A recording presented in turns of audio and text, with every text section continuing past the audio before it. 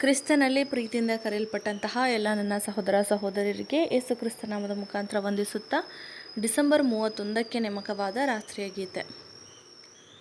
ಯಾವನಾದರೂ ನನ್ನನ್ನು ಪ್ರೀತಿಸುವುದಾದರೆ ಅವನು ನನ್ನ ಮಾತುಗಳನ್ನು ಕೈಗೊಳ್ಳುವನು.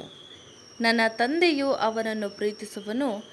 ಇದಲ್ಲದೆ ನಾನು ಅವನ ಬಳಿಗೆ ಬಂದು ಅವನೊಂದಿಗೆ ನಮ್ಮ ನಿವಾಸವನ್ನು ಮಾಡಿಕೊಳ್ಳುವೆವು. ಯೋಹಾನನು 14ನೇ ಅಧ್ಯಾಯ 23ನೇ ವಚನ. ನಮ್ಮ ಮದಲಿಂಗನ ಕೂಗನ್ನು ತಟ್ಟುವುದನ್ನು, ಪ್ರಸನ್ನತೆಯ ಕೂಗನ್ನು ನೀವು ಕೇಳಿದ್ದೀರಾ. ನೀವು ಎಚ್ಚೆತ್ತುಕೊಂಡಿದ್ದೀರಾ.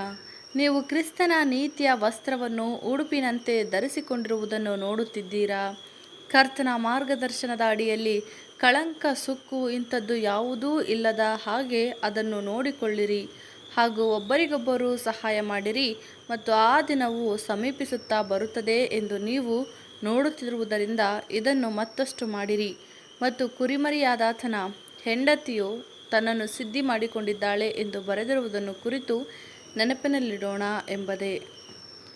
ಆಮೇನ್.